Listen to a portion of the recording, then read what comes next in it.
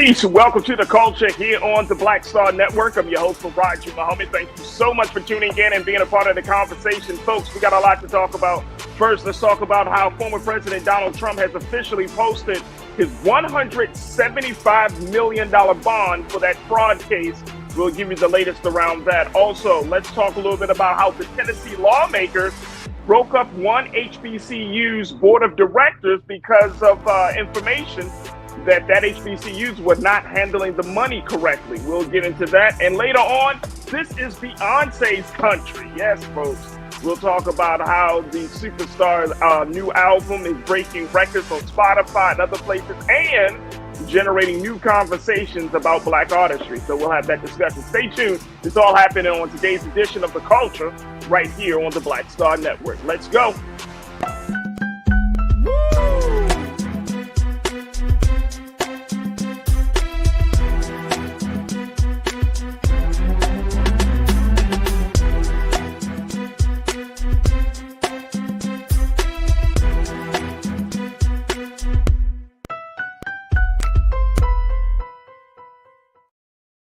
All right, folks, welcome to the culture here on the Black Star Network. I'm your host, Farajii. Thank you so much for tuning in and being a part of the conversation. Happy Tuesday, as it is April the 2nd. Man, April came flying through. We are already in the fourth month of the year, folks. So happy Tuesday. Hopefully your week is starting off on a great note. Folks, we got a lot to talk about, but first, let's talk about where we're streaming at. First, check us out on our home platform of Black Star Network. You can go to our website today at blackstarnetwork.com. Download the app for free. Follow us on social media at Black Star Network, and just drop something in the bucket as we are looking to recreate the conversations and have different discussions about what's going on in Black in America. And speaking of which, someone has already donated. So big shout out to Sandra D. Stovall Wilson. Sandra, thank you so much for coming in and being a part of the chat, and more importantly, offering your donation to help us in this great work that we are embarked upon. So big shout out to Sandra D. Stovall Wilson. Thank you so much for coming in as a fan of the Bring the Funk Club at a level 1 rate. Thank you, Sandra. Let's give Sandra a warm round of applause for checking in and being a part of this fantastic group of supporters that we got here at Black Star Network. Thank you, Sandra. Folks, we're also streaming on Amazon platforms. You can find us on Amazon News, on your Fire TV, on your Amazon Prime Video. Just take a look at us on the Prime Video app under Live TV, then News, or find us on Amazon.com under Prime Video, then Live TV, then News. We're also on the Freevee network, where you can find us on now under News, right there at Black Star Network on Freevee. And we're on Plex TV 24 hours a day, 7 days a week. Just search for Black Star Network, or find us under Live TV, then News and Opinion. All right, let me go to the crew as folks are checking in from around the country as we stream a bit on Big Brother Roland Martin's Facebook page and his YouTube channel. And big shout out to the online culture crew for always being with me. There we go. We're getting a little something on this Tuesday. And I see folks are checking in from around the country. I see you, Tiana. I see you, Pastor Damon Bissett. Good to connect with you, brother. And I enjoyed your Easter Sunday sermon. Thank you for checking in. Robin Welch, I see you. Thank you for checking in. Big brother Willie Frazier, I see you. Tiana, I see you. Who else we got in here? Cindy D, I see you. Real Brooklyn, my guy. Welcome back to Real Brooklyn. Where you been at, man? Where you been at? Don't leave us, and don't leave no message. Don't leave no note telling us where you went, not where you going, and all that stuff. But good to have you back, brother. Thank you for checking in. Soka's Adventure, I see you, and all of you are checking in. It's always good to reconnect with y'all. All right, let's get into it. First, let's talk about former President Donald Trump. I don't know why I was thinking Ronald Reagan. Former President Donald Trump has officially posted his $175 million bond for that civil fraud case that our sister Letitia James, the Attorney General of New York, had prosecuted for him. Now, y'all remember that he was originally supposed to at least pay $474 million for that civil fraud case for all of the violations of his businesses, the business practices. Basically, he was found guilty of fraud. I just want to make this very quickly clear that this is not about some technical issue, some legal issue. He was found guilty of fraud, and as a result of that, had to pay some money to try to deal with this situation. 454 million, excuse me, let me correct myself. He was trying to, it was put on him that he needed to pay $454 million that he owes and preventing the state from seizing his assets. Y'all remember when Letitia James said, look, if you don't pay this money by this certain date, then we're going to start seizing assets. Then to remember, just last week, another judge said, well, he doesn't have to pay the full 454 million. He could just kick out 175 million. Well, boom, that was done yesterday, folks. He paid $175 million bond. This will stop the state of New York from claiming or laying or seizing his assets. Let me share with you very quickly what this bond situation looks like. The first one is that this bond Trump is posted with the court now is essentially what they call a placeholder, meant to guarantee payment if the judgment is upheld. If that happens, folks, the presumptive Republican presidential nominee will have to pay the state the whole sum, which grows with daily interest. If Trump wins, he won't have to pay the state anything and will get back the money he has put up now. Isn't that something?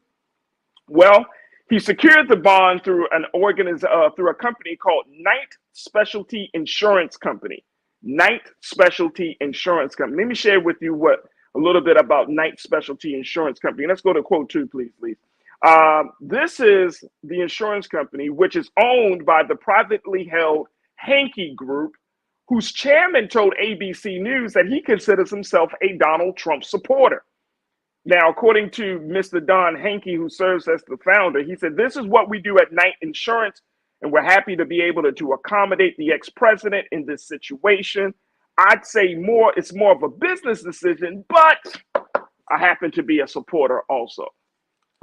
So Don Hankey and Knight Specialty Insurance Company has decided to put their support and help Donald Trump in getting out of this little situation that he finds himself in with this security fraud case. Tiana checking in. I wanted to get your thoughts on this real quick before we move on. And I'm loving what I'm seeing already. Who else is? Who we got? Tiana, you saying who keeps saving this fool, man? Somebody is, and this dude. That's all I can say, Tiana. This dude. Who keeps saving him? Y'all remember last week, his lawyers was like, he can't even kick out 454. He don't have the money. Then Trump kept saying, no, I got the money. I got the cash. And according to the Mr. Don Hankey, he said that Trump put up cash. He got to put up a lot of cash on the table, but he put up some collateral as well. And that's how they was able to insure this bond. So he got the money, but he didn't have 454 million. But he was able to find 175 million. But I'm like you, Tiana. Who keeps saving this guy? Woo! Who keeps saving him? That's a great question.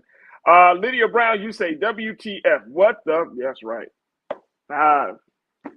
Can't don't you wish you had friends like this? You know what I mean? That man, I'm in a $175 million jam, and they're like, oh, don't worry about it, and I'm a supporter of you as well. Now, this is also the same insurance company, folks, that was going to help them with that 454 million. This is the same. They were in negotiations to even help them with that load. But once the judge said, no, you only got to pay $175 million, excuse me, to prevent your assets from being seized, then the insurance company said, oh, we got this. You got this. We'll make this happen for you. Interesting. Robin Welch, you said that's absolutely crazy. The devil is alive. Isn't this crazy? And it's crazier because just when you thought, oh man, somebody kind of got this guy, 454 million, he's looking at getting his assets seized, then boom, somebody else comes in to the picture. And that's how this situation goes. Like we're starting. I don't have enough time, but this is serious. It's crazy at the same time. It's very, very crazy. So that's the situation with former President Donald Trump. I'm sure he feels a little bit better, feels a little bit vindicated.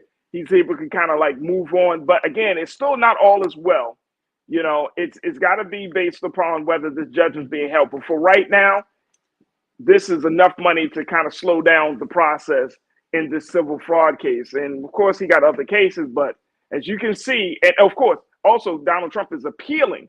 So that's the other thing about this particular civil fraud case. He's appealing. So this is sufficient for now until the appeal, or if the appeal happens, and we will keep you certainly updated on that. All right, we got to take a quick pause. When we come forward, let's talk a little bit about what the state of Tennessee is doing to try to, quote unquote, remedy some problems at a HBCU, Tennessee State University. I'm going to check in with my sister Amber Webb Sims, the attorney, co-host of the Brokish podcast, to talk to us about that. Plus, I'm going to get her take on what we saw with this whole $175 million. So stay with us. We still got a lot more to cover in the first half of the culture here on the Black Star Network.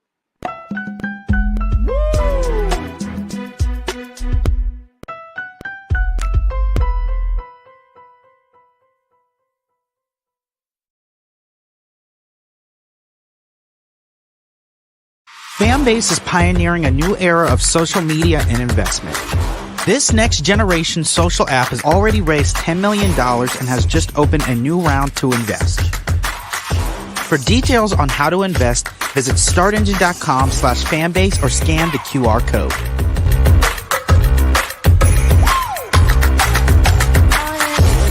Another way we're giving you the freedom to be you without limits.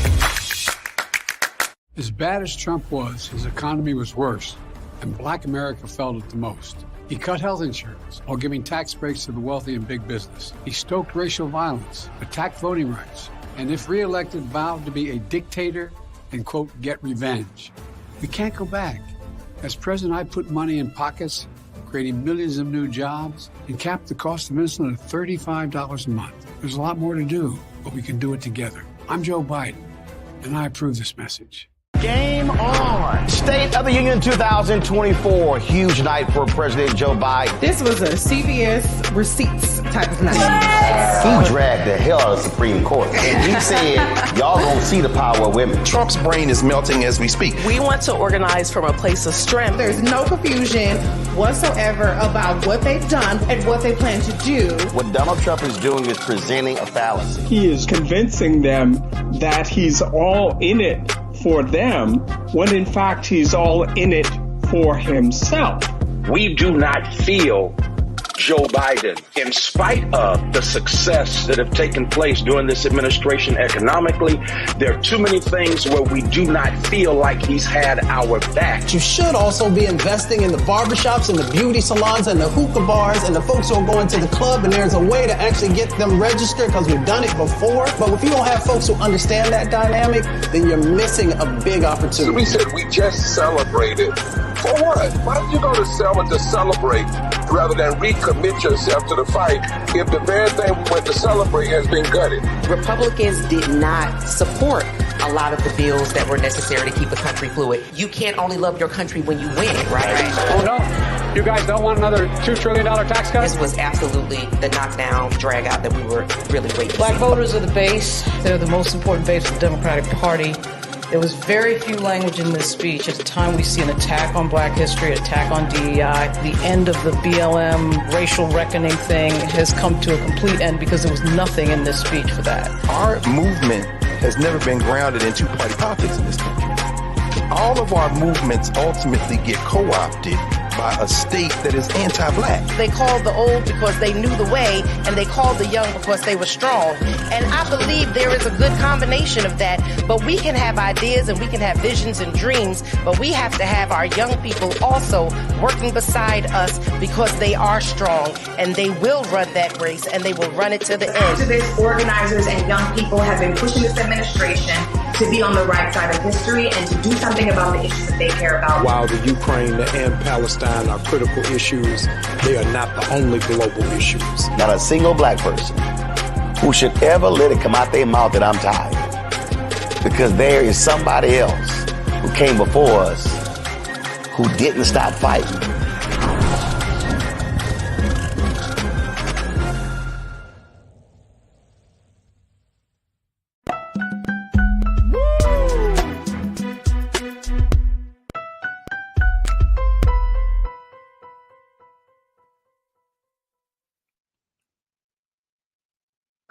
All right, folks, welcome back to The Culture here on the Black Star Network. I'm your host, Farajii Muhammad. Thank you so much for tuning in and being a part of the conversation. All right, let's kind of switch gears as we talk about what's happening in the state of Tennessee as Tennessee lawmakers move forward to breaking up the HBCU Tennessee State University Board and how this happened, and more importantly, what can we expect moving forward. Now, here joining me to have this discussion is Amber Webb Sims, my sister, who is an attorney, and she serves as the co-host of the Brokish podcast. Amber, good afternoon. Good to connect with you once again. How are you feeling?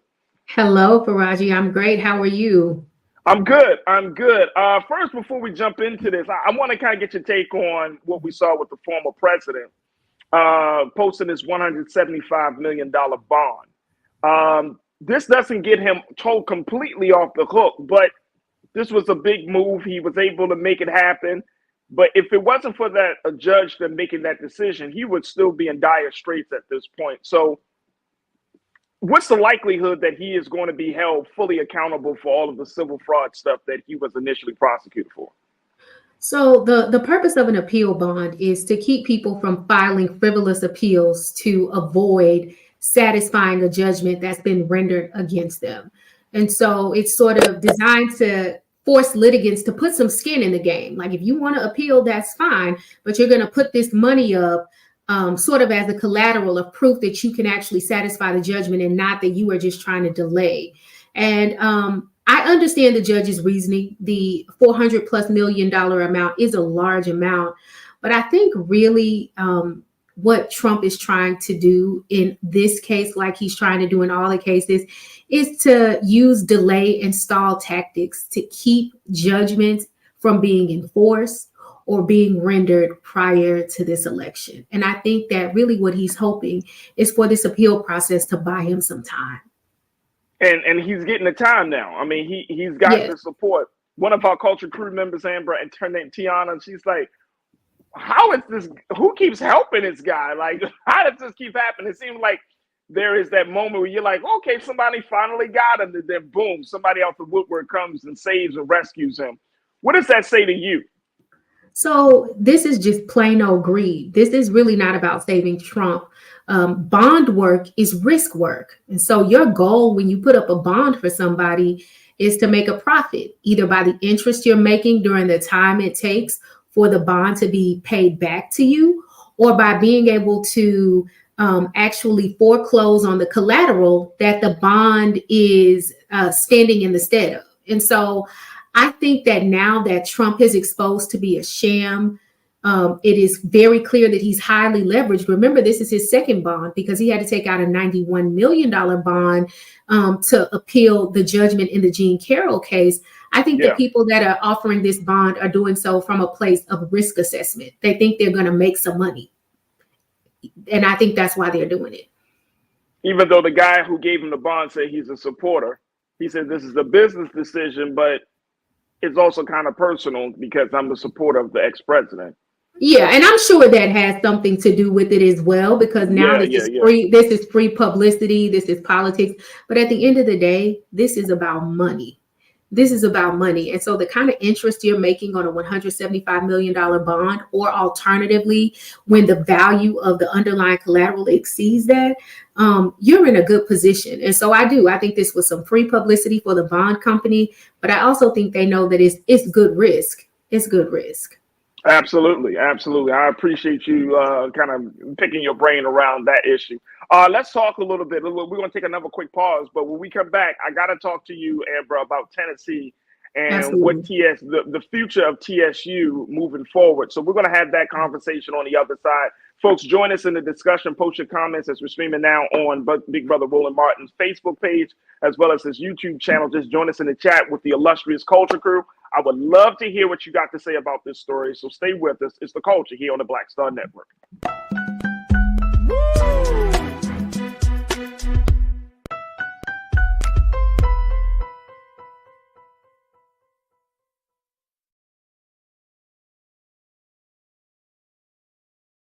Fanbase is pioneering a new era of social media and investment. This next generation social app has already raised $10 million and has just opened a new round to invest. For details on how to invest, visit startengine.com/fanbase or scan the QR code.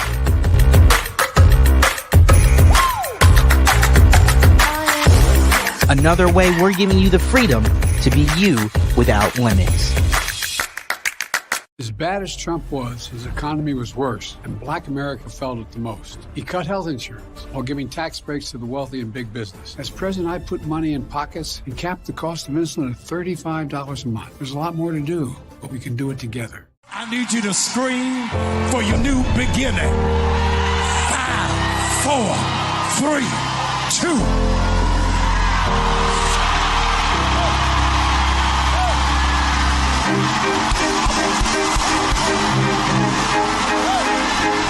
I need you to shout for it. I need you to shout for it. It won't always be like this. Sooner or later, it's gonna work in your brother's favor, in your sister's favor. They shall not die.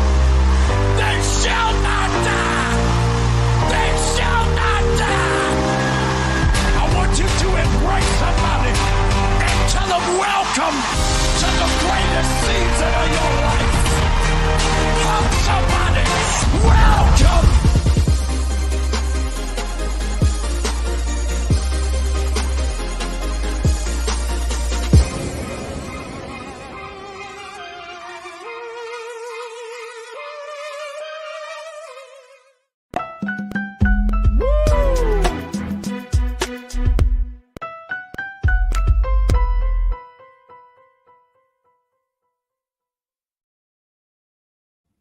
All right, folks, welcome back to The Culture here on the Black Star Network. I'm your host, Farajii Muhammad, joined by my sister, Amber Webb Sims, who's an attorney and serves as the co-host of the Brokerage Podcast. And y'all can check her out here on Tuesdays as we have these conversations. But that's it right there. Let's put the podcast back up there because I'm sure she would love to have more people listening and checking her out and all the good things that they're talking about. Brokish. That's what it is, folks. Brokish. Yes. I love it. All the broken-ish. Yes. Brokish. Let's talk about Tennessee State University, which is broken, has been broken up. As we look at the latest word that's coming out of there, how Tennessee lawmakers, Amber, have decided to kind of move in and intervene on a situation as they have gotten reports. The state has gotten reports that there was some issues with the funding. According to the reports, take a look at this, y'all. Governor Bill Lee, in an unprecedented move, signed into law legislation that dismantled the storied HBCU's Board of Trustees. There were calls for a new board beginning back in 2023 after multiple audit reports highlighted concerns around the mishandling of finances, housing, and scholarship. A bill was then crafted that would replace 3 board members before being amended to remove all of them. Damn. Now, let me just say this, folks, that if they were replaced with more Black people that the governor said that are of high quality. Of course, he didn't say it like, oh, I got some new Black people for TSU. But he did ask for a new set of board to run TSU. The thing is, take a look at quote number 2 here very quickly, y'all. The thing is, there was a new forensic audit that was spanning from July 2019 through June 2023. It was released last Wednesday. It offered dozens of recommendations and pointed to deficient processes, but did not uncover fraud or malfeasance. Now, the following day, when that report came out last week, the Republican-controlled and majority-white Tennessee House voted in favor of the bill, dismantling the board 66-25. Governor Lee quickly signed that into law. TSU President Glenda Glover is stepping down in June, and a search is underway for her replacement. All right, Amber, I got to ask you, is this the best move for TSU? For one, what's your take on it? Is this the best move? The government, that the state had to intervene based on reports and say, you know what, we can't let this continue to happen, and this is what we're going to do. Do you think that was the best move? So let me just say, we have to start at the beginning, because white supremacy's favorite play is to start in Psalms and skip Genesis, okay? And so Come on, you about to take us to church already on a Tuesday. Go ahead. One of the things that you cannot appreciate about what this audit found is that the state of Tennessee owes Tennessee State University at least $150 million. And that's just a conservative estimate. What the BBC estimates is, of course, that money had been placed in investments in an endowment. It would be worth about $2 billion right now. Wow. And so the state has not denied that it has short funded and underfunded Tennessee State over the last 30 years. And so I want to be very clear that when we look at what's happening in this audit, what you see is over the course of time, you have had a university that's essentially been doing what all Black people who are underpaid and overworked have to do, which is make $1 out of 15 cents and rob Peter to pay Paul. And so the report was very clear in finding there was no malfeasance or no fraud, but yet there have been processes that have not been followed completely because there's no money. There has been a tremendous growth under the leadership of Dr. Glenda Baskin Glover, but the housing at the school cannot keep up with the amount of growth that they are experiencing. And so a lot of students were housed temporarily in hotels, which I will say, I went to a predominantly white university. I went to George Washington University in the District of Columbia, and our university did the same thing. But of course, it is, a newsworthy or something to remove the board about when a Black university does it. And so I just think that whatever our critiques might be of some of the mistakes that the board has made at Tennessee State University, what we need to keep in mind is that the reason why these mistakes have been made is because the state of Tennessee hasn't ran the university its money, period. Wow. Look, we got to take another quick pause, but let's continue to talk about this. Because there is so much to say about the fact that, how HBCU money is handled. And I think this is indicative, Amber, of what we may expect to happen to other HBCUs if those processes and those operations aren't cleaned up a little bit, that they're going to be used as a scapegoat to bring in some type of takeover of HBCUs. I mean, I might be speaking way, way too far down the line. I might be speaking out of the side of my neck, as they say. But I can see this happening, especially since a lot of our HBCUs are in like Republican-controlled states, that they could use this and say, you know what? Let's check into the finances, not looking at themselves and holding themselves accountable, but looking at how we handle the money and the resources and say, you're not doing a great job, so I guess we need to come in. We're going to continue the conversation on the other side. Folks, join us in the discussion. Post your comments, share your thoughts as we're streaming on Brother Roland's Facebook page and his YouTube channel. And stay with us. It's The Culture here on the Black Star Network.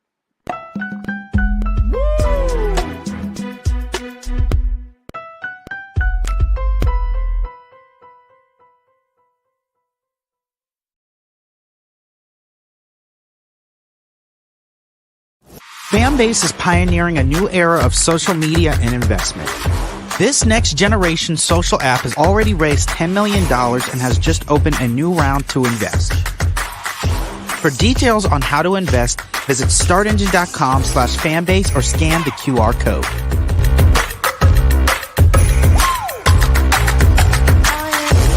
Another way we're giving you the freedom to be you without limits. Something I want to tell you. I am running for president. Of the United States? Holy. I'm paving the road for a lot of other people looking like me to get elected. Brooklyn's first Black representative. You're about to make history. You want to be president? You ain't no man. Maybe we should find your mother. All you got is your one vote. You sound just like every other politician. Do I look like every other politician? Freedom! Truly, you can't win. And why can't I win? I have an opportunity to make a difference. This isn't a campaign. It's a joke. The only thing anybody's gonna remember is that there were a bunch of Black folks who made fools of themselves. I'll kill you! Too much suffering. And I don't know how to not try. We're living it proud. think I'm special. I just want to remind people what's possible. We need something that's going to make some noise. The Black Panthers and Shirley Chisholm. It's like thunder and lightning. I'm going to force all the politicians to be held accountable. You gonna do all that? School teacher from Brooklyn. Harriet was just a slave. Rosa was just a domestic. What is it you do for a living again?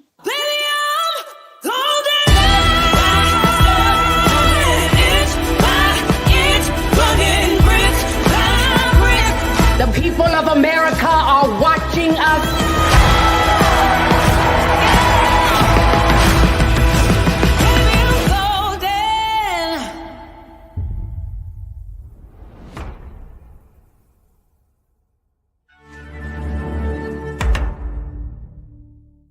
Black Star Network is here.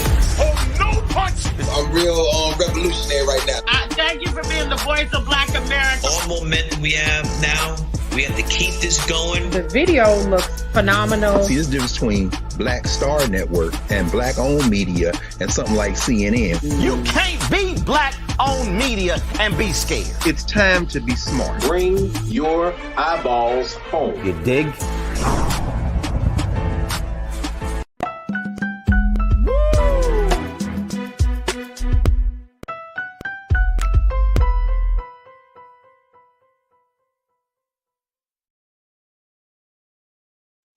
All right, folks, welcome back to The Culture here on the Black Star Network. I've been checking in with my sister Amber Webb Sims, who's an attorney and co-host of the podcast Broke-ish, as we're talking about what's going on, the drama down in the state of Tennessee and the fate of TSU, the historic black college down in Tennessee, Tennessee State University, and all of that's happening as the Governor Bill Lee, decided to move forward and sign in a piece of legislation into law that would essentially dismantle the Board of Trustees of the HBCU after a couple of audits found that there was some malfeasance, but no fraud. And Amber, you were making a point that this happens sometimes because given the fact that, you have schools that, well, let's say HBCUs, when they experience some growth and some changes, and there's a lot of good things that are potentially happening for that HBCU. The state is still overseeing this whole thing, and if the state don't put the proper resources to provide the support for that growth, creating or expanding the infrastructure to handle that growth, then there are going to be some problems. And that's what we're seeing with TSU right now, that there are some accounting problems, and all of these things are happening. The governor said, hey, we're going to try to do something, but this is not unusual for an HBCU to be in, is it? Not at all. And I will tell you this, I just want to clear up one thing. Ironically, the audit found there was no malfeasance or fraud. It just found accounting irregularities. And so I want to be, very clear that it is grossly unfair and incredibly racist for the state of Tennessee to point their fingers at the Board of Trustees at Tennessee State University and talk to them about what they should or should not be doing when the state is admittedly withheld hundreds of millions of dollars over the years and over the history of the university that could have and should have been going to address these problems. For example, the legislator took issue with Dr. Glenda Baskin Glover for awarding scholarships and for increasing the growth when there was no housing. And it's like, so are you upset with her for doing exactly what a university president is supposed to do, which is to attract top talent, retain students, and grow the university? Or should you be upset with yourself that the $250 million that you have finally allocated towards building campus buildings is a day late and $1 short? And so again, that's why I say we have to not start in the middle of the story, and we have to resist this play out of the white supremacy handbook of looking at Black people and telling us what we shoulda, coulda, and woulda done without acknowledging what happened to put us in the positions that we were in. So how did we handle that as Black folks in the country, right? Like how do we, when we see this type of move being made and this type of play taken, what can Black folks do? Your everyday average Black person in the state of Tennessee or even in other parts of the country, what type of move what type of recourse can we take? Whether it's legal recourse, political recourse, what kind of action can we take? So the primary thing right now is we are in an election year, and Tennesseans, as well as all of the other Black Americans who live in jurisdictions where there are historically Black colleges and universities, get in touch with your lawmakers. Ask them about the funding to HBCUs in your state, what they are doing to support it, what they are doing to make sure HBCUs are getting the monies that are actually allocated to them. And when we find out that historically that has not happened, what are you doing to push forward reparations to put these universities in the same place or in the same position as equally situated, predominantly white campuses in the state? And so that's the most important thing we can do right now is these representatives are not our bosses. They are our employees, and we need to start acting like it and hold their feet to the fire because legislators approve these budgets. And if they don't know, it's their responsibility to know, and we need to hold their feet to the fire until they get the information and start moving in a direction that makes these universities like TSU whole. I love it. I love it. I'm looking at another report from Tennessee Lookout, and it says that TSU supporters downplayed the audits during a Monday rally, which was yesterday in the state capitol, contending instead that state lawmakers started attacking the university following reports of underfunding. So meaning that once the spotlight was put on state lawmakers, then the state lawmakers said, oh, no, it's not our fault, it's y'all fault. Y'all the problem, not us. No, we didn't. Like you said, this has been a problem for funding for the past probably like 30, 40 years. And I know I've had so many conversations coming from Baltimore about like places like Morgan State University and Coppin and other places, other HBCUs in that part of the country.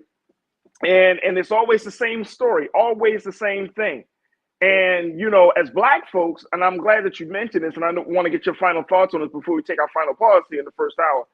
As Black folks, how do we make sure that we don't fall for the okie doke? That when we hear stories like this, we don't automatically assume Black folks effing up the money. You know what I'm saying? Absolutely. And not understanding that we ain't have no money to F up in the beginning. Yes.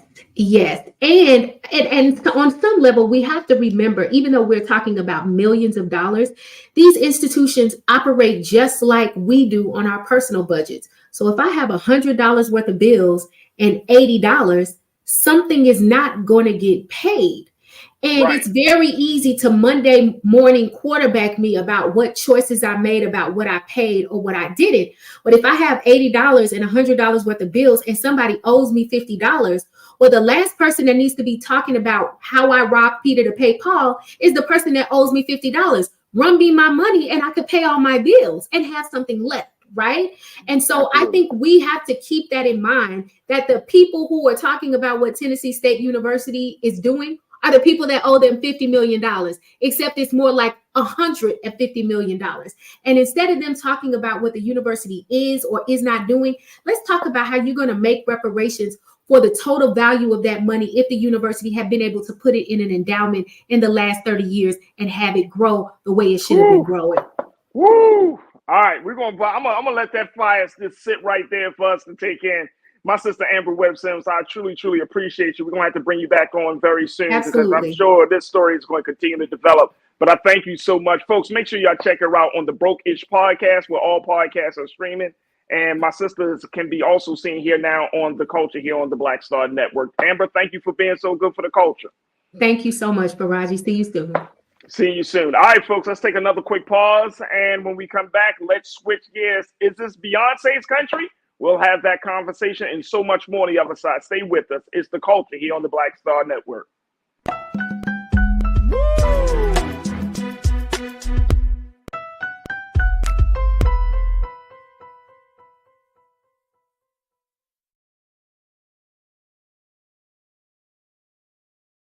Fanbase is pioneering a new era of social media and investment.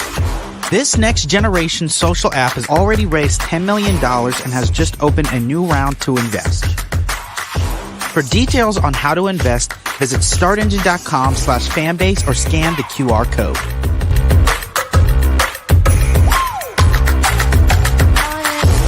Another way we're giving you the freedom to be you without limits. As bad as Trump was, his economy was worse, and Black America felt it the most. He cut health insurance while giving tax breaks to the wealthy and big business. He stoked racial violence, attacked voting rights, and if reelected, vowed to be a dictator and, quote, get revenge. We can't go back. As president, I put money in pockets, creating millions of new jobs, and capped the cost of insulin at $35 a month. There's a lot more to do, but we can do it together. I'm Joe Biden, and I approve this message. Terry and I, we couldn't play in the white clubs in Minnesota. It felt like such a, strength through adversity type moment that I think Black people just have to go through. We have to figure it out. Right. We make lemons out of lemonade. But there's a reason we rented a ballroom, did our own show, promoted it, got like 1,500 people to come out. Clubs were sitting empty.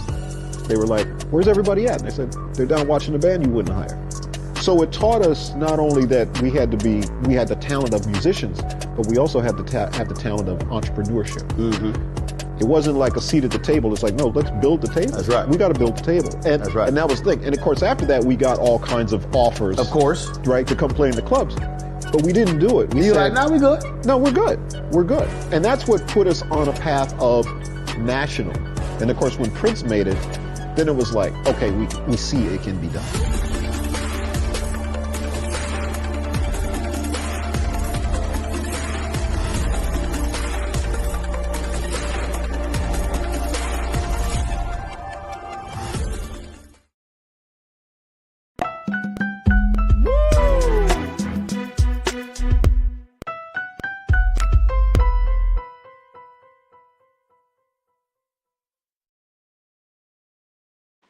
All right, folks, welcome back to The Culture here on the Black Star Network. I'm your host, Farajii Muhammad. Thank you so much for tuning in and being a part of the conversation. Folks, we had a fantastic first half of the show where we talked a little bit about former President Donald Trump paying his $175 million bond for that civil fraud case just to stave off getting those properties seized. So we'll talk a little bit about that. Plus, had a great conversation with our attorney, Amber Webb Sims, the attorney and co-host of the Brokers podcast, talking about the latest coming out of the state of Tennessee around Tennessee lawmakers breaking up TSU and HBCU down in Tennessee, breaking up their board of trustees to try to bring some order around the finance issues and housing and scholarship. So if you missed those first half of the show, make sure you check back, be a part of Team Replay, go to our website today at Black Star Network, and we hope that you check it out. Also, we're streaming on our website at blackstarnetwork.com. We're also streaming on Amazon platforms. You can find us on Amazon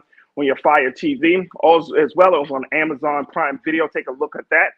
You can find us on the Prime Video app under Live TV, The News, or find us on Amazon.com under Prime Video, then Live TV, The News. We're also on the Freevee Network, where you can find us on now under News for Black Star Network, and on Plex TV, 24 hours a day, 7 days a week. Just find us on a Live TV, The News, and Opinion. And we are also streaming on Big Brother Roland Martin's social media pages. So you can find us on his Facebook page as well as his YouTube channel. And in the chat, that's where you will find the illustrious Culture crew, those folks who would check in each and every day, part of the conversation. Big shout out to the crew on the X platform, on Facebook, and of course on YouTube. And I appreciate y'all for being a part of the show today. All right, let's talk a little bit about, let's switch gears a little bit, folks. Let's talk about something that folks have been discussing, a more cultural conversation, but it's a conversation that I felt like we needed to have in light of everything else that's been happening musically and artistically, especially when it talks about Black music culture. We're talking about Beyonce. Her latest album, Cowboy Carter, has officially dropped, and it has sparked a number of different discussions about everything from Black artistry to Black folks in country music and the history. And she also paid homage, paid some honor to those who paved the way for country music, from everyone from Dolly Parton to Willie Nelson to the great Linda Martell. And she also has a track on there called Blackbird, which is a Beatles remake of the of a song that the Beatles made in dedication to the Little Rock Nine. I did not know that. So we'll talk a little bit about that. We want you to join us in the conversation. But first, let me check in with my sister, Tasha Love, who is a radio DJ and cultural analyst, to give us the latest around this particular album. Tasha, good to connect with you once again. How you feeling today? Wait a minute, you on mute, Tasha. Hold on, Tasha. You on mute? Are you on mute? Is that me? Wait a minute. Yeah, you talking, but we can't hear you. I know. Hi. Listen, I am so excited to talk to you, the whole crew. First of all, let me start by saying Amber is amazing. And cheers. I was over here blown away. And as an alumnus from Morris Brown College, the Rising Phoenix, I really just think it's such an important topic. And of course, there's always the culture covers it. And I'm just so thankful that you are. Oh, yeah. Oh, absolutely. I appreciate that. Did you find, I know we were going to talk about Beyonce in a moment, but I want to get your take now. Did you find that this type of issue was coming up with Morris Brown and other HBCUs at the time you were in college? Well, right as I was getting ready to graduate at Morris Brown, there were rumors coming that we were about to lose accreditation.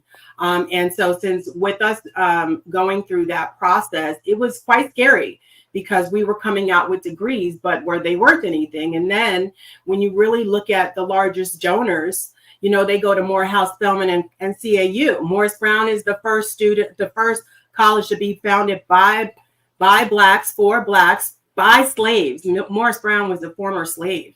That's why I chose to go to the school after leaving, New York. I mean, it was just important that I went to a school that was just founded on such incredible morals. Like, I'm a Brownite to the day I die. And so anytime there's a culture, and now that we're back and we do have accreditation again, it's just really important to acknowledge those schools that have fallen, because I remember when Morris Brown lost it, everybody was, looking at us as though it were shameful, when actually it was a cry for help to save such a historic school. And now to see other schools going through that process, it is extremely humbling. And I just want to thank our current president for bringing us back. Yeah, he put a lot of money back into HBCUs. We know that, and one of our culture crew members, Cindy D, she just said that. She said, the vice president has been, of course, the vice president and alumni of Howard University, but she has been very vocal about support for HBCUs. And I'm not getting, very quickly before we take our next pause, I'm not concerned about the support from like the president of the White House, oddly enough. I'm not concerned about that. I think that has already been communicated and they got the message there. So that's why they put literally like billions of dollars into helping HBCUs. My concern is us. My concern is the alumni and just folks, everyday Black folks in this country, right? Because I feel like there's still such a small number of Black folks that are like HBCU all in and stuff like that. I didn't go to an HBCU, but that's because at the time I made a decision based on what I wanted to study, not necessarily like, oh, I wanted to be in the culture and the blah, blah, blah. So, but I still think it's so important that Black folks who don't even go to HBCUs to still be a part of the conversation on how to make HBCUs better, how to make sure that they are funded. Like, we should all be in the fight to support HBCUs. Now, the other thing is making sure, and we can't do this. Folks that work within HBCUs can only do this. Making sure that they have the systems and the processes in place to handle that. Because if you want all Black folks to, or our children or our great-grandchildren or our nieces and nephews to go to HBCUs, y'all say, well, we need to support HBCUs. And then when we get there, you got housing problems, you got scholarship problems, you got, you know what I'm saying? You got all types of issues and infrastructure. You can't handle the growth of HBCUs. Then how about we put a pause on recruitment? Let's work on making sure that the buildings are in foundations, make sure that the money is straight, like y'all got the necessary process. Make sure that the administrative side of things is straight before we start getting into this large recruitment. Because what's the point? Facts. We're going Well, to create our own people to come out of these HBCUs experiences, and they're not going to have good things to say, Tasha. Well, you know what is so poignant about what you just said is that I just watched Roland Martin live where he was talking at the town hall about it at the church when he was in Tennessee. One of the main points that got really hit home was that we've always been used to making the best with less, right? So we know how to make that dollar stretch. But that's not right.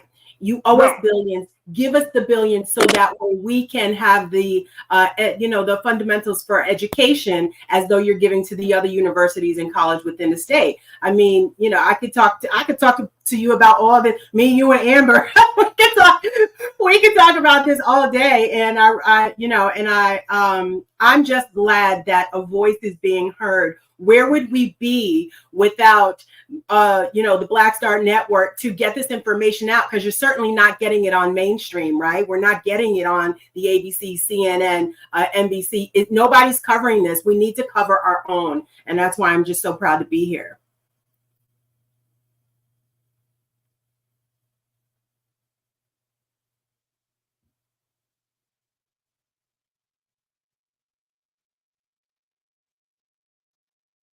I think you might be muted this time. I don't think it's me. I think it's you. I can't hear you.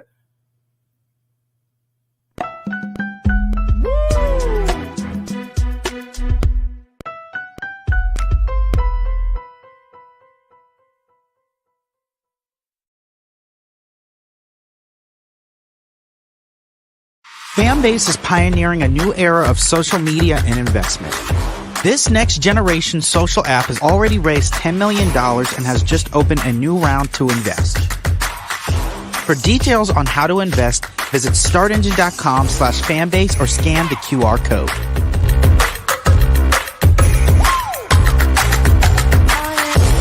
Another way we're giving you the freedom to be you without limits. As bad as Trump was, his economy was worse, and Black America felt it the most. He cut health insurance while giving tax breaks to the wealthy and big business. As president, I put money in pockets and capped the cost of insulin at $35 a month. There's a lot more to do, but we can do it together. When you talk about blackness and what happens in black culture, we're about covering these things that matter to us, speaking to our issues and concerns. This is a genuine people-powered movement. There's a lot of stuff that we're not getting. You get it, and you spread the word. We wish to plead our own cause. Too long have others spoken for us. We cannot tell our own story if we can't pay for it. This is about covering us. Invest in black-owned media. Your dollars matter. We don't have to keep asking them to cover our stuff. So please support us in what we do, folks. We want to hit 2,000 people, $50 this month, raise $100,000. We're behind 100,000, so we want to hit that. Y'all money makes this possible. Checks and money orders go to P.O. Box 57196, Washington, D.C. 20037-0196. The Cash App is $RM Unfiltered. PayPal is R Martin Unfiltered. Venmo is RM Unfiltered. Zelle is Roland at RolandSMartin.com.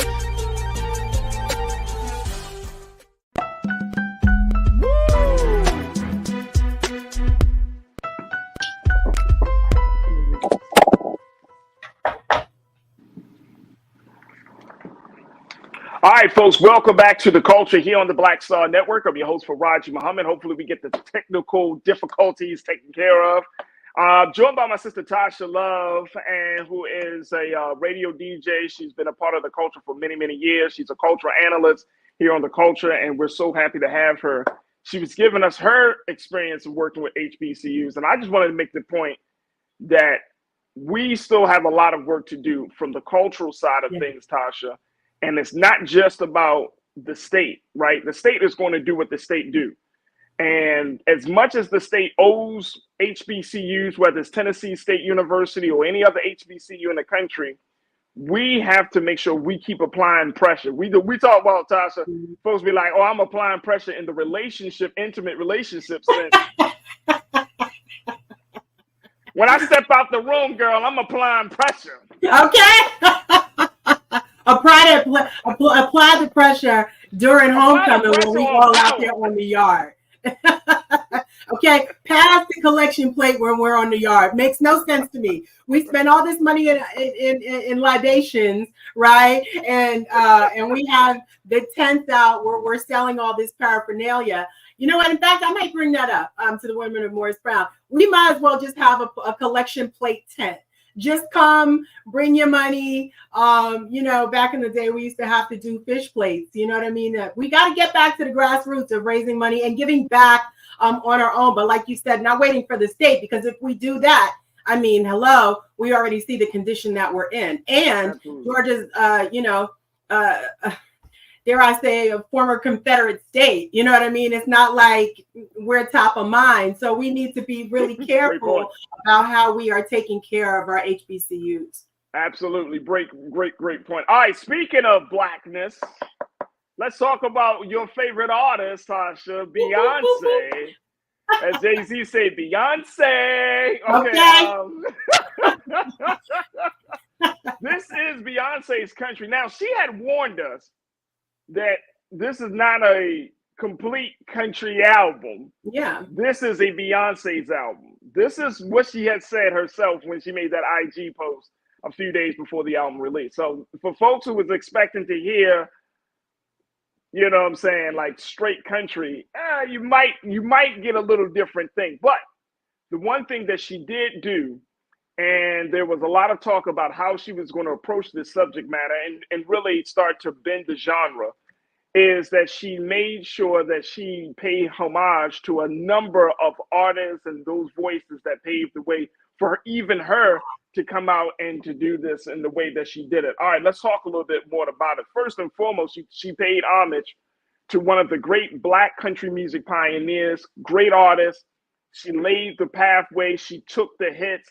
We're talking about our sister Linda Martell. Beyonce gives Linda Martell her flowers. And a lot of folks saying that there's no other voice, there's no other presence that truly shaped this album, Cowboy Carter, like Linda Martell. If you're not familiar with the great history of Linda Martell, folks, she was a Black country artist, a Black woman. She's still alive today, a beautiful sister. She was the first solo Black woman country artist to play the famed Grand Ole Opry. That's the picture of our sister, Linda Martell. She was the first Black woman to play the Grand Ole Opry. And so one of the album tracks is called The Linda Martell Show, which is an intro to the song Ya Ya. And she appears on the track with Beyonce, as well as the song Spaghetti. Linda Martell, she's 82 years old, long history in country music. A lot of folks don't know who she is. They're not familiar with her vocals. So now, because Beyonce put her out there, bringing her history back up, she's opened the door for people to learn about Linda Martell. What's your take on that? My take on it is what a beautiful tribute, right? Because here you have Linda, who has been ignored basically by an industry that she's been in for decades. And here we have Beyonce. It's so funny when I thought about this word earlier today. Dare I say, a music freedom fighter. When I thought of it, when I was talking to you, when I was preparing for the show all just over the weekend and stuff, that's exactly what I thought of when I started learning about more and more Black country artists who are not mad at Beyonce for making Cowboy Carter. They're actually really appreciative because now, since Beyonce has come in with Cowboy Carter, she's the first Black woman to hit the top of the charts with a #1 single. But I say freedom fighter, and I say, there's levels to the game, right? So it's fair to say that the Country Music Awards really pissed Beyonce off. And I think their reaction to her singing with the Chicks was, they were all offended. So, they made her feel that way. And so here she is coming in, kicking the door. Little did we know it was 8 years that this project has been in motion. But they hurt her. And I think it's okay to say she was hurt. And she was hurt. She was angry. She was plotting it all through. And so the first thing that she said was, I needed to go and research the history. And that's how she found Miss Linda. So I think that it was bold. I think that it was about time. It's overdue. And I say that this is the way that the country music platform gives Miss Linda her props. Then that's what we need to do. We need to recognize those who came before us as we do within our own culture. Bravo. Oh yeah. Oh yeah, I absolutely agree. And it's a Beyonce, it's a beautiful tribute to a woman who took so many hits, right? To just tell her story through country music, right? It's a beautiful tribute. And you know, at first, I'm gonna be honest with you, Tosh, I didn't know how Beyonce was going to approach this, right? But after listening to the album a little bit, I'm like, okay, I'm feeling this. This is Beyonce's country music album. That's right. You still hear her vocals and you still hear her spin on it, but then there's definitely, like in certain tracks, you can hear the influences, you can hear the inspirations of a Linda Martell, you can hear the inspirations of a Dolly Parton. Now, the thing is, and we're going to take a quick pause, but I want to kind of, as we talk about this for Black artistry, because I think because of the allegations around Diddy, and we're starting to see more and more conversation about how hip hop is, how much good is hip hop really good for us at this point, and just in terms of Black artistry, do you think that this is going to create some different conversation about us bending the genres a little bit and us telling our stories a little bit? Do you expect more artists to be in a space where they're going to like, okay, let me spill over into this genre, let me go into this place, because I'm not just one type of person. I have other talents. I want to use my other skill sets to make sure that I get my music, my expression out there. So I want to give you an opportunity to answer that on the other side. Folks, I want you to join us in the conversation. So we're talking about Beyonce. This is Beyonce's country, talking about her album, talking more about the impact of the album on Black music culture, and so much more. Stay with us. It's The Culture here on the Black Star Network.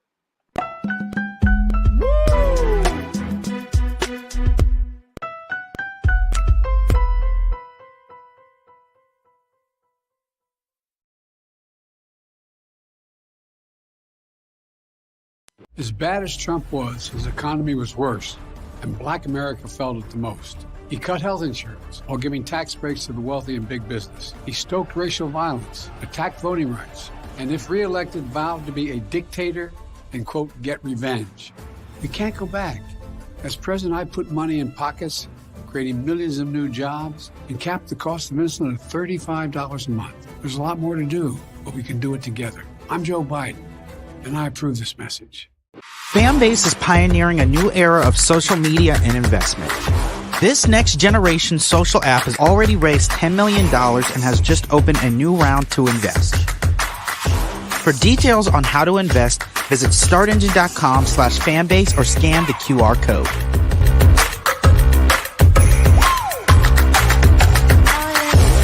Another way we're giving you the freedom to be you without limits.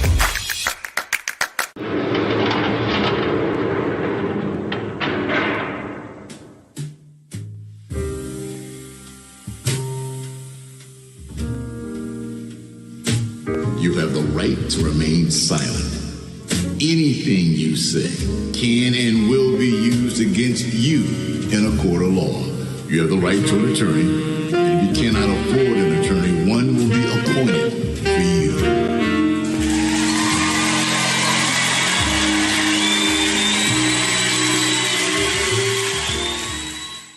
When you talk about blackness and what happens in Black culture, we're about covering these things that matter to us, speaking to our issues and concerns. This is a genuine people-powered movement. There's a lot of stuff that we're not getting. You get it, and you spread the word. We wish to plead our own cause. Too long have others spoken for us. We cannot tell our own story if we can't pay for it. This is about covering us. Invest in Black-owned media. Your dollars matter. We don't have to keep asking them to cover our stuff. So please support us in what we do, folks. We want to hit 2,000 people, $50 this month, raise $100,000. We're behind 100,000, so we want to hit that. Y'all money makes this possible. Checks and money orders go to P.O. Box 57196, Washington, D.C. 20037-0196. The Cash App is $RM Unfiltered. PayPal is R Martin Unfiltered. Venmo is RM Unfiltered. Zelle is Roland@RolandSMartin.com.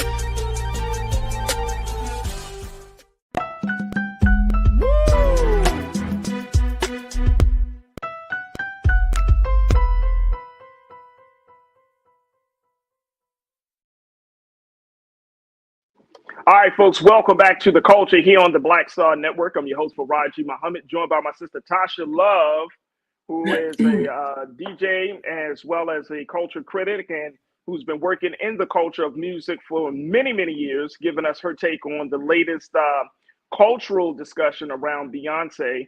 And as we talk about this is Beyonce's country, and more importantly, talking about what Beyonce's new project, Cowboy Carter, is bringing to the game, and more importantly, to the culture. There she is, riding the white horse. But Tasha, you know, why are you laughing? Why are you laughing? The other song popped in my head when you said that. Oh, okay. It was the other song that popped into my head. Hip hop people will get that, but yeah, don't worry about me.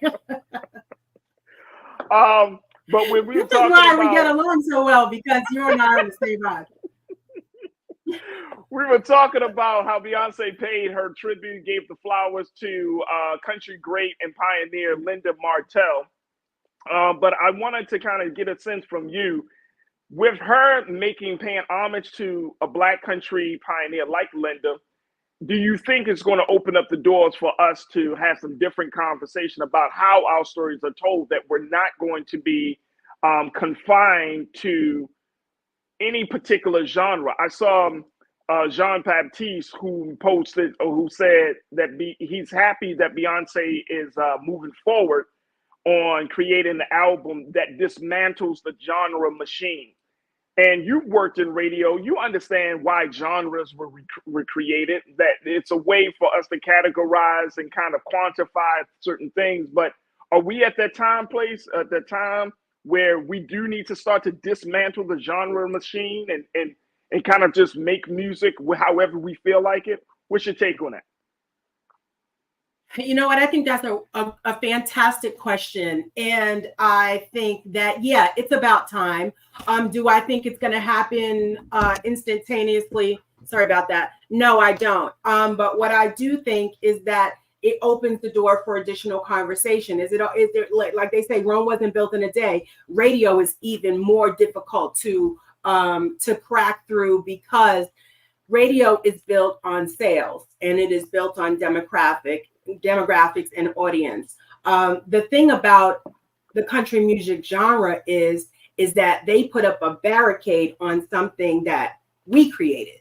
But there was a categorization that happened, back in previous times of radio days, as they say, where it was race records. They categorized Black people, white people, Latino music, all according to race. And so that's why you have the Black music charts, you have the country music charts. The thing about this that is so interesting with Beyonce is that Beyonce is not the first country artist to hit the genre, right? We've got so many artists, Black artists that have come before her. But again, as I said, they're all excited that she's there, because it is bringing, it's shining a light on those particular artists. T-Pain even is a writer for country music. And one of the things that he said was, I don't even put my name on a record anymore. I just get the check. I don't even put my name on it anymore because of the racism that I deal with and the comments that I get. We don't want that. And I liken what Miss Linda went through back then when she was performing at the Grand Ole Opry, to what Beyonce went through on the CMAs. Now, she had it worse, but back then, she couldn't even stay in the same hotels that she wanted to, because, they weren't allowing Black people into those hotels. It's really sad that this is something that we have to reclaim our own music. But don't we do that anyway?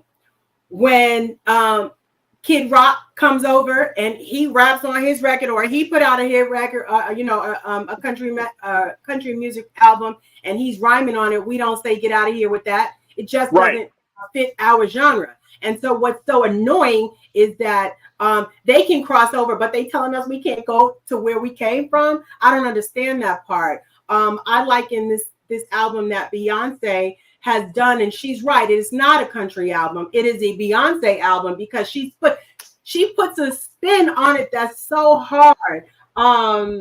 From Tyrant, even the cut she did with Miley Cyrus. I mean, these are even Blackbird, where she went and got, you know, the top recording artists, the top female recording artists that are doing country, Black females that are doing those records now.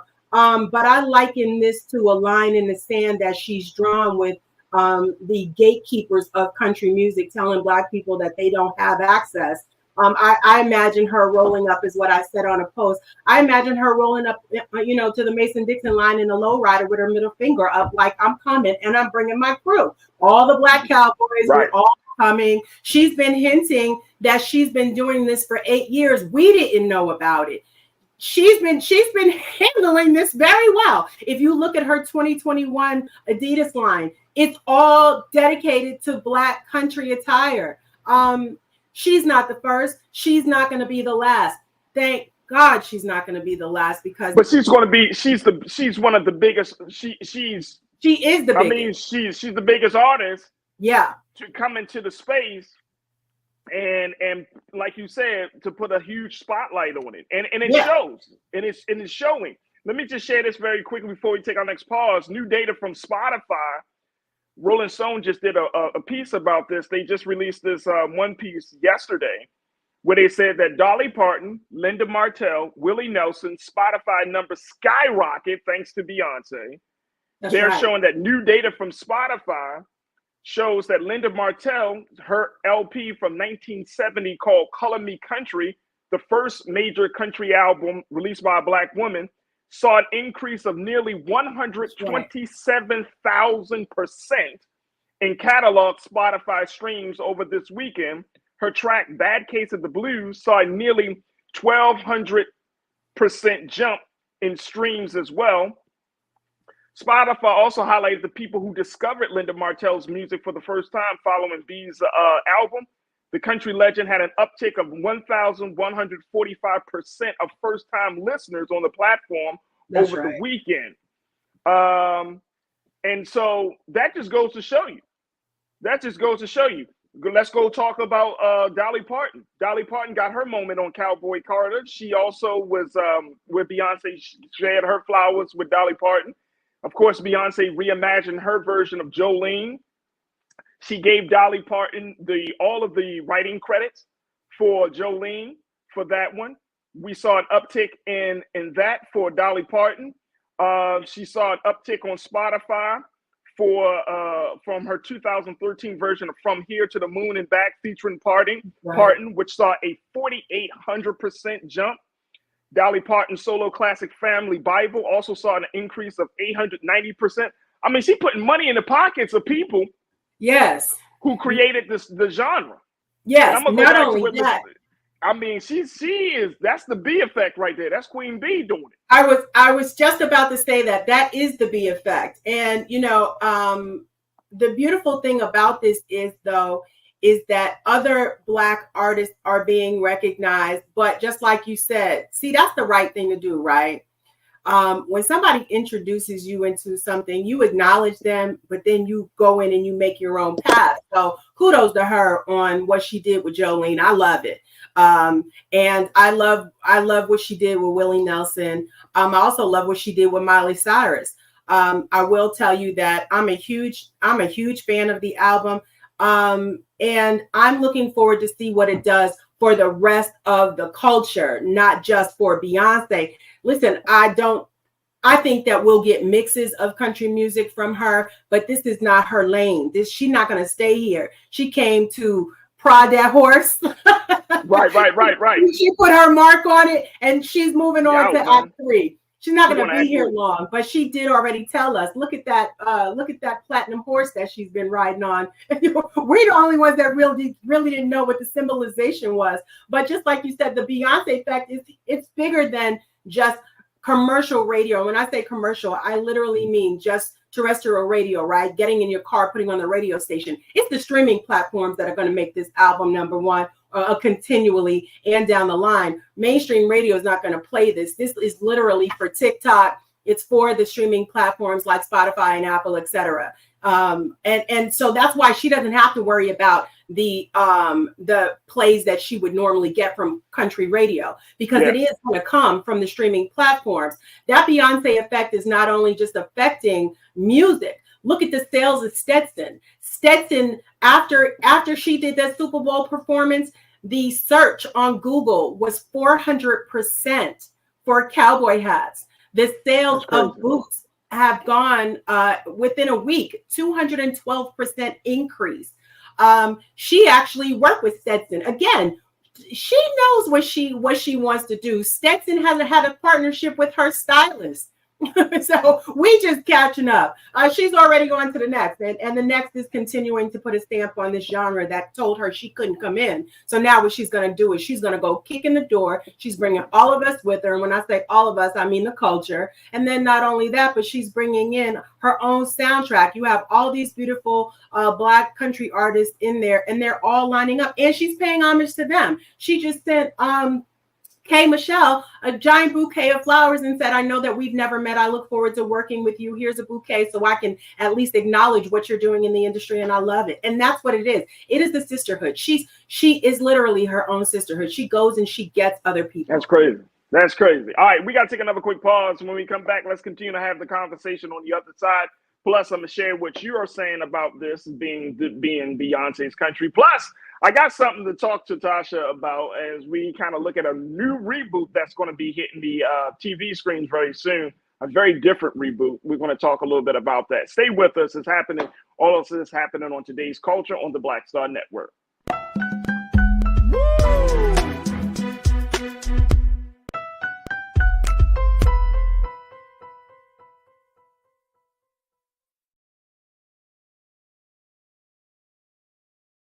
As bad as Trump was, his economy was worse, and Black America felt it the most. He cut health insurance while giving tax breaks to the wealthy and big business. As president, I put money in pockets and capped the cost of insulin at $35 a month. There's a lot more to do, but we can do it together. Fanbase is pioneering a new era of social media and investment. This next generation social app has already raised $10 million and has just opened a new round to invest.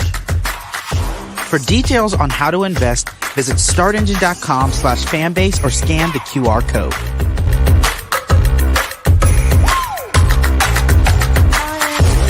Another way we're giving you the freedom to be you without limits. Black Star Network is here. Oh, no punch! I'm real revolutionary right now. Thank you for being the voice of Black America. All momentum we have now, we have to keep this going. The video looks phenomenal. See, this difference between Black Star Network and Black-owned media and something like CNN. You can't be Black-owned media and be scared. It's time to be smart. Bring your eyeballs home. You dig?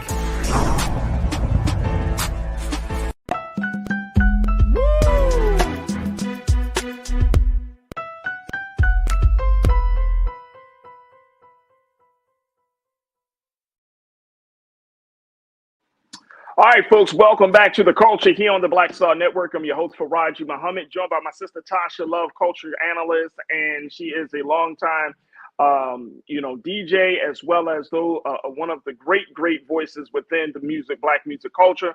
And she joins us here on The Culture periodically. We're going to have to give her a little segment, a little slice of this time pie here on The Culture as we talk about these things. But we're talking about Beyonce's latest album, Cowboy Carter, talking about the musical artistry of Beyonce, and more importantly, the impact that this album is having on the conversations about everything from Black country music to breaking genres. And I want to get some of the voices in here from our online culture crew that have been checking in. Corinna, my sister, you said I would have liked to see Mickey Guyton on a song with me, but still a great album. I like that. That's a great idea.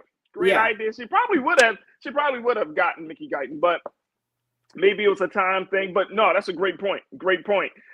Thank you, Corinna. Cindy D, you say country is a combination of rock, blues, and gospel. Ray Charles sung all three. Absolutely. Absolutely.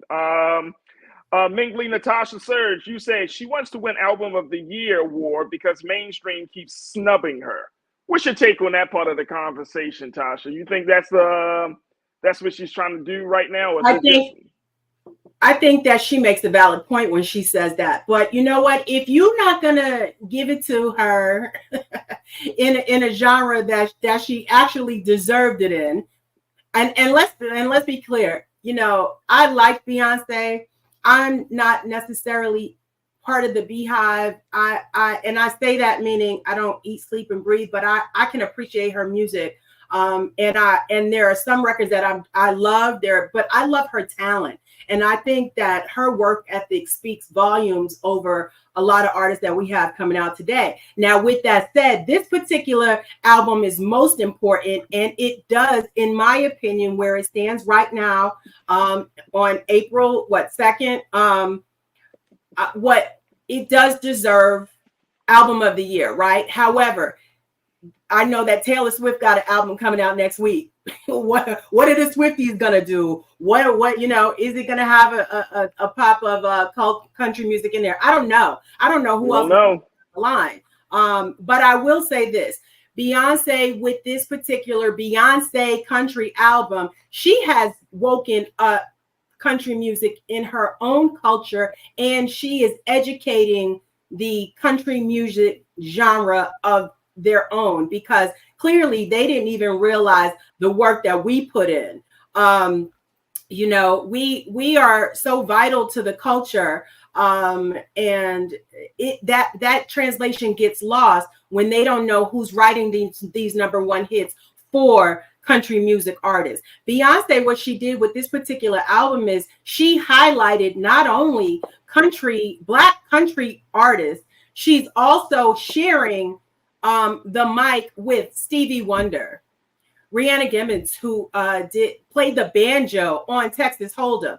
And she reminded me, once we started talking more about where the banjo came from, which we know came over from Africa, my grandparents used to have the banjo lesson over the fireplace in the den where I grew up in White Plains, New York. And I did not make the connection until this conversation started happening. And that was many moons ago. Well, that's true. That's a great point. That's a great point. Go ahead. I'm sorry. Go ahead. I got a question for you. We're growing up with all these hints around us of a culture that we almost definitely are a part of, but has somehow gotten erased. And isn't that what they're doing anyway with diversity, education, and inclusivity? Like, that's what they're trying to do. They're trying to erase our history. And if nobody's going to stand up and do it, we know a musician that will, because it's going to live on. The young TikTokers, the young music lovers, they're going to hear it and they're going to start to ask questions. And that is what we need for the culture. And let me ask you this very quickly. We got a couple of moments left on this particular topic. So it's going to be two questions. The first one is, why didn't we talk as much about her effort as it relates to the Lion King soundtrack? Because on the Lion King, I went back and listened to some of the songs. And if y'all remember when Beyonce dropped that Lion King, first they had the movie soundtrack, obviously the live action movie, but then the actual, then she put out an album as an accompaniment to the Lion King, which it was her and Jay-Z and a number of other artists, and the album's called The Lion King, The Gift. I didn't remember us having these deeper conversations about the impact that she makes, or the highlight that she brought to the Afro beats music scene. Did we have those type of conversations? It just seemed like we were like, oh yeah, she did a Lion King soundtrack. That's cool. And I'm gonna be honest with you. I felt like more people were slamming her for her performance in the Lion King movie. I was just about to ask Lisa. I was just about to say, Lisa, how much time do we have? Because if we're really going to talk about it, let's talk about it. People were upset with Beyonce for doing an Afrobeats album because she's a light-skinned woman. Okay, let's talk about that. Let's talk about the colorism within our own community. People are tired of seeing Beyonce because she's a workhorse. She has tours back to back to back to back to back to back. She has albums back to back to back to back to back. And when it came down to it, a lot of people felt as though who is Beyonce to come into this Afrobeat space and try to tell us what we need for the culture? And the album, Tasha. Yeah. I think some of her best music was off that album. It was off the album, and not only that, but look, I got a song with her and Jay-Z. Oh my gosh, man, he had a verse that was killer. I was like, damn, boy, like this dude is like fine wine. He don't get old, right? Well, what did she say? She said, "Let me upgrade you." They know what it is. They know what it is. It is really a science. It is a method to her madness that some of us are going to get it and some of it are not. Some of us are going to like it, some of us are not. And if you don't, if it's not for you, guess what? You have a slew of other artists that you can easily fall into. Yeah. Okay. Absolutely. We can either talk about getting history or we can city girl it to death. You know what I mean? Let me ask you this though. Let me ask you this, because I think this is the other part of it. When you're using Beyonce, and this is outside of music, and this is because there is a number of, and I've been reading a number of different articles, think pieces from Black women who are saying that they are tired of being confined and using Beyonce as like the backdrop of a Black woman who is stepping out of her comfort zone, stepping out of her confined space, stepping out of the expectations of the culture and society. Black women are writing and expressing, saying that, you know what, we're tired of being confined, especially in the workplace or in politics and all of this. Do you think that with her dropping this particular album, it might be a big stretch, but I'm gonna pose the question, that even with her dropping the album, that it pushes Black women, the plight, the struggle, the desire of Black women to be seen as a multifaceted person? Do you think this album pushes Black women into that space, or what? What do you see that happening? We've always been here. That's just the thing. I think all she's doing is shining a light on the fact that we're here because she is a world star. According to Billboard magazine and a lot of the music industry execs, they liken the Beyonce coming around every once in a blue moon. She, I've heard her being compared to Michael Jackson, and it's not necessarily the work more so than her work ethic. The Dixie Chick said it, or the Chick said it. There is no work ethic like her. And I'm going to tell you this. I was the first to bring her to Atlanta on a large stage for a radio station, or one of my radio station events. And that's back when Destiny's Child was there, when she was a part of the group. And when I tell you, to see the growth from then to now, it's incomparable. Like you can't even compare the two. She has literally morphed into a workhorse. Her dedication to the craft is incredible. She did sound check. She doesn't leave. She does the entire show for her sound check. Whereas I have artists that come in and do sound check for 15 minutes and they like, okay, I'm good. Then when the sound messes up in the end, it's like, right, but you should have stayed. Like, what's your work ethic? But again, just to answer your question, we've always been here. What she did for country music was she said, here are all of the artists. Here's the spotlight. She took the spotlight of herself and she put it on everybody else who was Black in country music and said, I'm not the only one and I'm not the first. So you would want to know I'm definitely not going to be the last. Last night, she accepted the Innovative Award over at iHeartRadio. Stevie Wonder introduced her, and she told us that Stevie Wonder played the harmonica on her album. So what I'm saying is that she's not the type of artist to be like, no, this is my toy. You can't have it. She's literally like, here, everybody come get some. Everybody eat. It's like one of my favorite movies. Everybody eats, B. You know what I'm saying? It really is. It really is her sharing and educating. I get that some people don't like Beyonce, and that's all well and good, but we do have to look at what she's done for the culture. And we cannot ignore that she is an innovator. She is a mover and shaker. She's an educator, whether we like her or not. Absolutely. All right, we got to take another quick pause. When we come back, let's talk about Good Times and the reboot.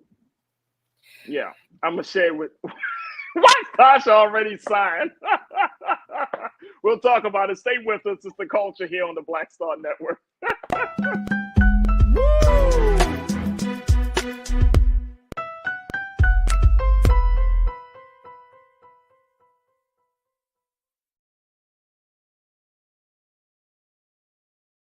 As bad as Trump was, his economy was worse, and Black America felt it the most. He cut health insurance while giving tax breaks to the wealthy and big business. As president, I put money in pockets and capped the cost of insulin at $35 a month. There's a lot more to do, but we can do it together.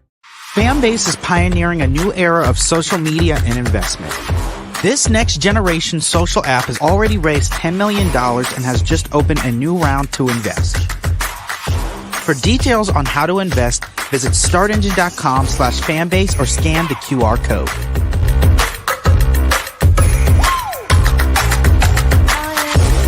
Another way we're giving you the freedom to be you without limits.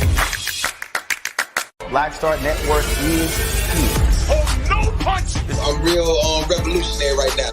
Thank you for being the voice of Black America. All momentum we have now, we have to keep this going. The video looks phenomenal. See, there's a difference between Black Star Network and black-owned media and something like CNN. You can't be black-owned media and be scared. It's time to be smart. Bring your eyeballs home. You dig?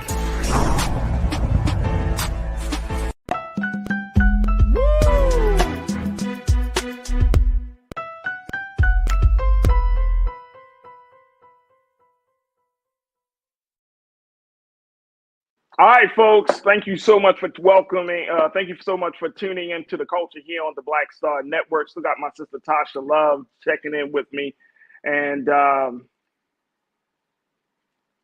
don't even know how to start this part of the conversation. As we talk about, there is a new reboot of Good Times that will be airing on Netflix. Now, before you start figuring out who's playing JJ and what's happened to the father, trust and believe this is not a live show. This is an animated show that is produced by Norman Lear, who serves as the original creator of Good Times, along with Steph Curry. That's right, the basketball player, Steph Curry, Steph MacFarlane of Family Guy fame, and Norman Lear's production company. This is an animated show premiering this month, and it's a look at a next generation of Evans family and the Chicago housing project. It's scheduled to air on Netflix at April the 12th, and they're living in the housing project on Chicago's South Side, Tasha, in the same apartment, 17C, that the Evans family lived in on the original series. Now, there are going to be 10 episodes of the animated series. I don't know who thought this was a good idea, Tasha. Apparently, to take a show of Good Time caliber, right? I mean, the original show aired in 1974. It was on for 6 seasons. It is a classic for America, but I think for Black America, it is like a staple show, right? In all of its ebbs and flows of it. And now they decided to kind of continue the story in an animated form, put it on Netflix, and you're still talking about Black people in the ghetto, in the hood, in 2024. How do you think this is going to resonate for a diverse, much more conscious audience of Black people in America? I think that this is an astonishing revelation as to how the powers that be with money see our culture. Here we are 50 years later in the same apartment with the same refrigerator and the same Black Jesus on the wall. And the character that I believe is also called Junior has been in the 10th grade for 3 years straight, and he's still not out. And the recommendation from his teacher was that he starts an OnlyFans. I mean, this is insulting to say the least, underlined with the hint of, oh, but we're going to be talking about gun violence, and we're also going to be talking about women's empowerment, and we're going to be talking about finances and things like that. And you know what's so insulting is to think that we can never make it out. We're always going to be in this same place. And I want to tell you that I think I was a little bit excited when I first heard about the trailer, and then I saw the trailer, and then I sat back, and then I was like, really? as I is, because you don't know what to say. We get the highest office in America with President Barack Obama, and they want to remind us, oh right, but don't forget you came from the ghetto. Still here, you're never going to make it out. And I have had conversations with a lot of heavy hitters in the industry today, and we're all torn. It's like how it depends upon how you look at it. Do you look at it as adult comedy like the Boondocks, or do we look at it like the Family Guy? Well, okay, stop. First of all, the Family Guy lived in a house. Okay. Peter had a job. And they were not in the same position where they were 50 years ago. You're telling me that there was absolutely no movement in 50 years? I thought Thelma's husband got a contract and we got out of there. But now we back at 17C where the elevator with Michael falling down is still there. We still there. We still there with the same walls. It's just, to me, it's a bigger sign as to how they really see us and how they want to continue to see us. And I'm not so much as worried about our culture watching this, more so than the worldwide broadcast of this on Netflix, because the audience is different. And I think that we can understand what I'm saying when I say the audience is different. We cannot listen. I live in Georgia. I can tell you who drives down from the mountains, okay, whenever Trump is in town. You don't think that they're looking at this and saying, see what I'm saying? This is why they don't need money for school. Here we have 3 years in the 10th grade. It's insulting. It is. Well, you know what, Antonio, you said, Antonio said, who asked for this? Right. I don't know. Who asked for that? That's what everybody said. Who asked for this? Why? Why are we remaking this? I agree. First thing, and there has always been some level of controversy around Norma Leo's productions, right? Of course, he's known for Good Times, All in the Family, The Jeffersons, Sanford and Son, but he has a controversial history just in the fact of his as you mentioned, his storytelling of Black life in America. And so with Sanford and Son, you got a father and son living in a junkyard. You got and All in the Family. I think the Jeffersons kind of serve as an outlier a little bit because we're moving on up. But even so, that became somewhat, the characters of George Jefferson became this caricature of a Black man who has made it to the top, right? And so there are a lot of people, I think, that are kind of like, not kind of pushed off about how he represented Black people. But to be honest with you, like when I saw the trailer for this, I was thinking to myself, like, maybe they're trying to do what like the Proud Family did. Maybe they're trying to work in the same thing. But at the end of the day, I agree with you. I feel like you're putting us back into if you had a Black family that was living in a house, a Black family I don't know people, maybe it's the Cosby Show that I've been tainted. I agree, but we're talking about, you mean to tell me within 50 years, there's no change, there's no land ownership, there's no financial literacy, there's nobody graduating? Hey, real quick, Tasha. I mean, and then look, I come from Baltimore, you in Georgia. I know what the projects look like, right? I know what but how many projects are still standing in America right now? Like,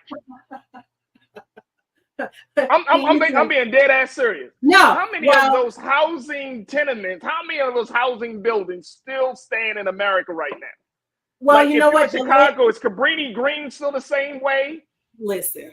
If you in New York, the land is so valuable. The land is so valuable that they have been tearing them down to rebuild for condominiums and the regentrification of it all. Let's just keep it real. The one land that where they put us is now so valuable that they're moving us out. But in our minds, we're still trapped in the same way. Because think about it, just like we're connected to our phones and we're connected to the TVs, that's whatever we take in is what develops like a seed. And the unfortunate thing about this is not just the junior who is again in the 10th grade for the 3rd year. But then they have a strip scene, a stripper pole scene. They have a gun shooting. They have gun violence. I think the mother gets involved in politics. I really want to mark this off and say this is something that I'm not going to watch, but I'm hoping that there is a line that that they are going to cross to flip the narrative. I'm hoping that this trailer is just to get us disgusted and talking about it, so that way the ratings are actually up there high. And what do you make of Steph? And what do you make, Tasha? Very quickly, what do you make of Steph Curry being behind this? I guess we don't have enough time. You don't want it with me right now. This is not a slam dunk right now, in my opinion, but I do want to watch it to see more. This is not all net, Steph Curry. This is not all net, sir. This is not all net. Oyen, you said now, are we supposed to act like the ghetto don't exist? No, the ghetto exists, Oyen. Nobody's saying that. Nobody's saying that. But That's do right. we have to keep going back to the ghetto? Do we have to keep going back to the ghetto? Like, is our story, and I'm saying Black life in America is more than just our pain and struggle. Why can't we do, I mean, there are so many other stories that we can highlight. There are so many elements of Black life that we can highlight. We don't have to keep going back. And we don't seem to think, if this is an animated form, that means our children are going to be more appealed Drawn to to this it. Yes. than the adults, right? Just like in the Proud Family, just like in other places. So if our children say, damn, a Black family in a ghetto in 17C, and they're just continuing to live life in public housing, what are we putting into our children's minds? All right, we got 30 seconds, Tasha. Go ahead. I saw a really interesting quote that says, this is another minstrel show. So far, we've had baby kids. You know, this is almost like been there, done that. So at what point in time do we make an animation show, an animated show where we have the president with his kids living in the White House? Thankfully, we've got Luda and DTP's Karma's World. You know, we've got other influences that we could go to, but this is attractive. It was attractive to me visually, and I think that we need to be more responsible. There it is right there. My sister Tasha Love, culture critic, DJ, radio DJ. She's been a part of the industry, one of our industry greats executives in the Black music community for many years down in Atlanta. And I'm always happy to have my sister on. Tasha will certainly bring you back on to have more cultural conversation. But thank you for being so good for the culture, Tasha. Thank you for having me. I appreciate you. Absolutely. All right, folks, that's going to do it for me. I thank each and every one of you for being a part of the conversation. Make sure y'all do your due diligence. Go to our website today at blackstarnetwork.com. Download the app for free. Follow us on social media. Also, make sure you follow me, yours truly, Farajii Muhammad. You can find me on at the Real Farajii on Instagram and at Farajii on the X platform. And I would love to connect with you as we continue to build the community online. All right. Stay tuned. Up next at 6 p.m. Roland Martin Unfiltered. As always, never be afraid to challenge what's wrong. Stand for what's right while being yourself in the process. God willing, we will talk tomorrow for another exciting edition of The Culture right here, only here, exclusively here on the Black Star Network. Have a great evening. Talk to you soon. Peace.